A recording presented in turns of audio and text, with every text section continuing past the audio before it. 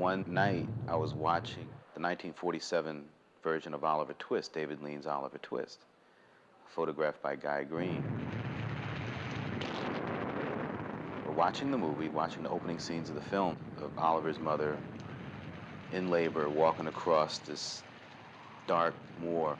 And my uncle just happened to say, God, this photography is gorgeous. And I said, photography? That's when I learned what a director of photography was.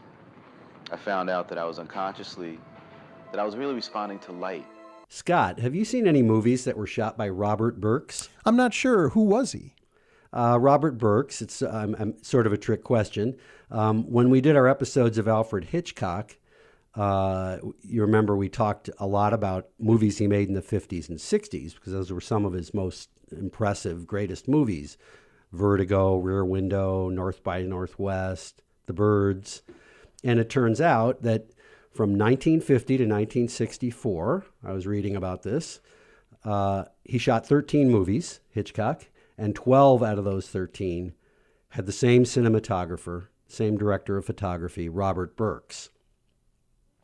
Psycho was the only one in that list that was shot by somebody else.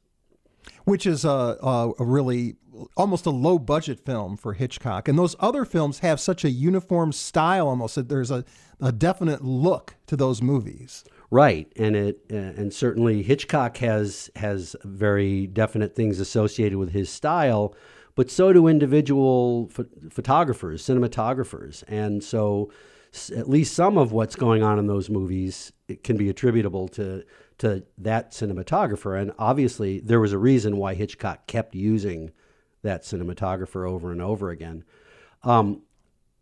This is something that's very common, actually more common than we might realize in movies, because in general, the public thinks about the stars. Sometimes they think about the director or the composer, but directors of photography, the cinematographers, aren't usually on people's radar. But I'll give you another example.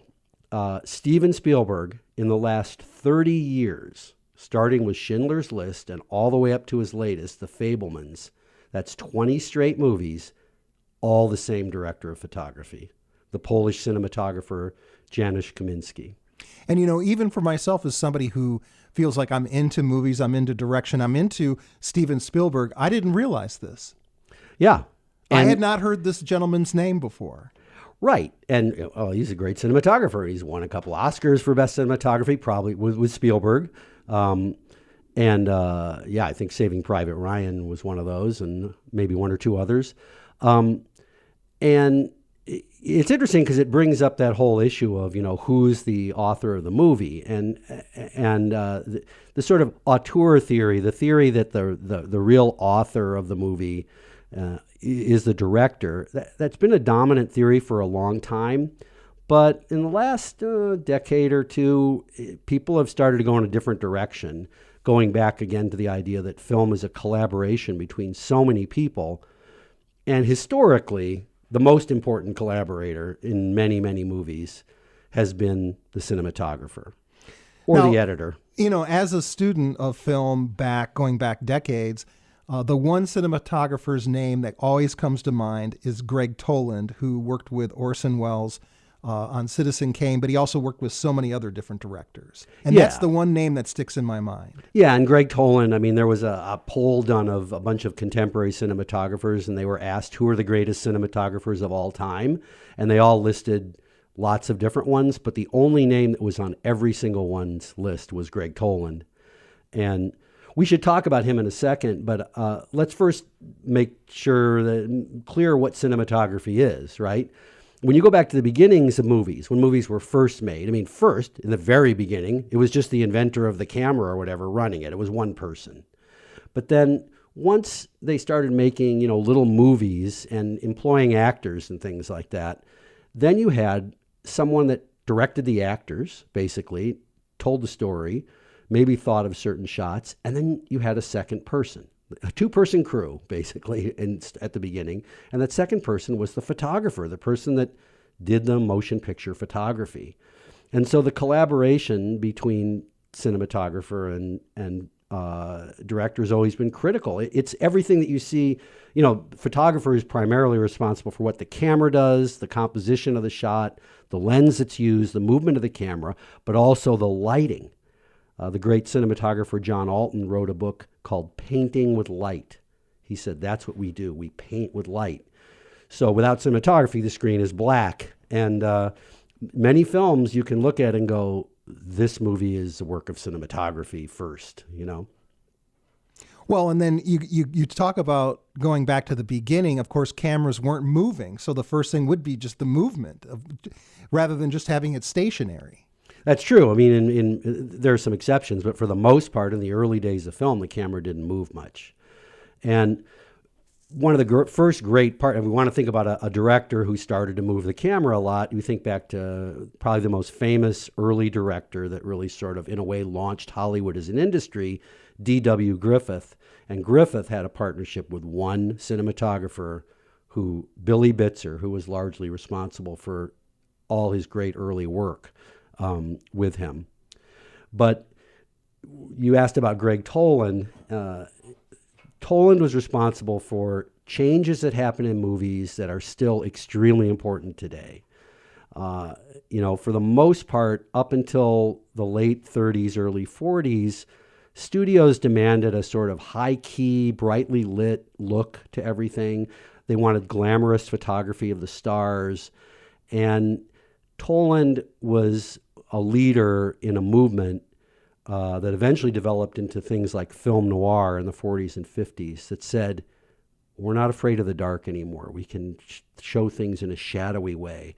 And they had more powerful tools, better lenses, better film.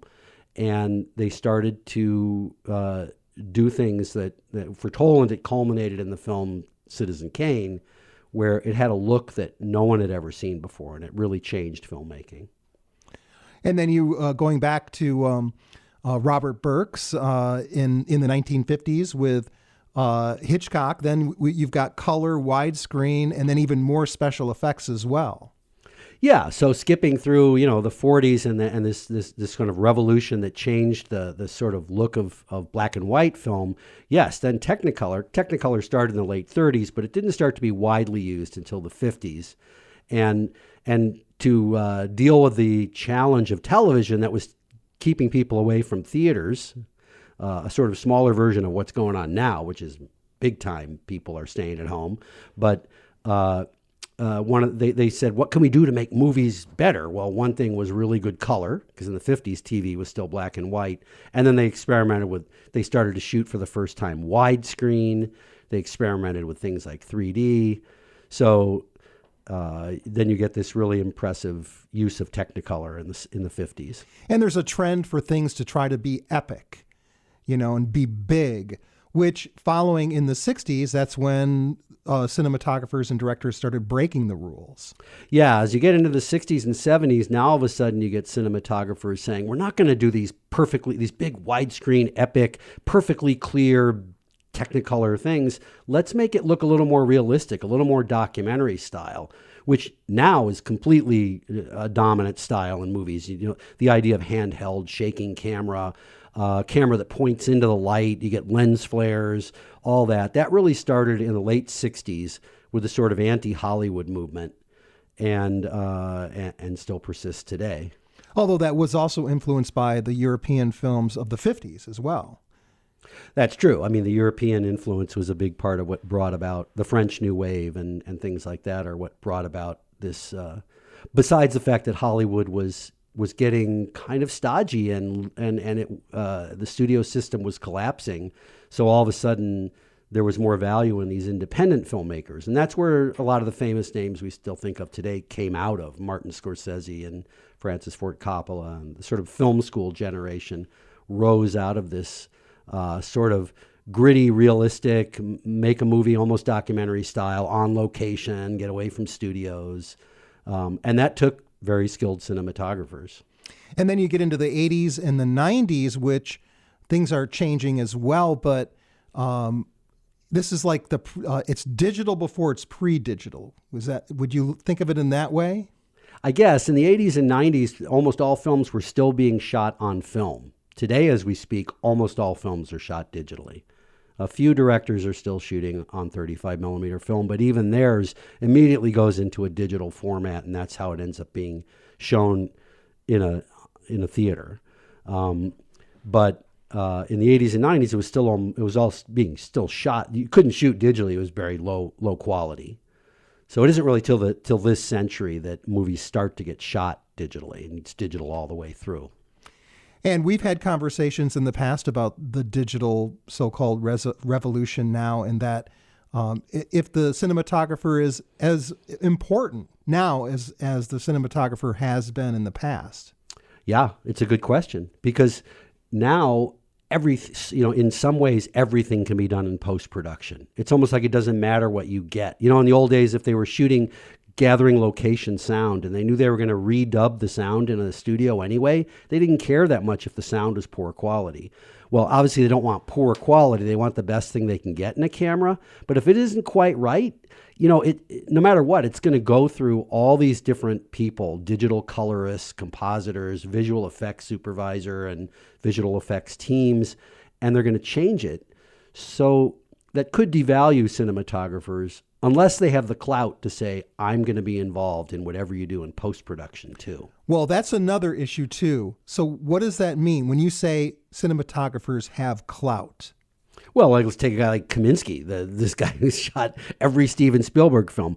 I don't know this, but I think it'd be a reasonable guess that his contract allows him, they're not going to mess with what he shot. They're not going to change the color balance or the kinds of things they can do in post-production without his eye on it. So now, where do you think we're going now in terms of with cinema and with cinematography? I don't know. It's interesting. I mean, in some ways, it doesn't matter, right? Sometimes we see a shot and we don't know if that shot was done on some location, done with a moving camera on a crane or a dolly, or was made entirely in a computer, essentially like video animation, but we don't even know it. You could say, well, maybe it doesn't matter. It's the effect on the viewer. If it draws us in, the viewer's not too concerned with how it got there. So there is a lot of that. There's movies made where it's just actors in a big studio in front of a green screen. Think about the Star Wars movies and all the Marvel stuff going on now. At the same time, there's so many things being made. I just saw a movie that was, a more traditionally shot, small, independent film that was the most beautiful cinematography. It's a movie just came out called The Quiet Girl. It's a 2022 Irish film. And if you see this movie, it's a very moving story with very moving performances about this 10-year-old girl in Ireland in the 1980s. But what makes this movie, it's visual, and it's the work of the cinematographer. Traditional photography, the way the shots are composed, the way the color and light looks. So good photography is certainly not dead. You can't do it all in post-production.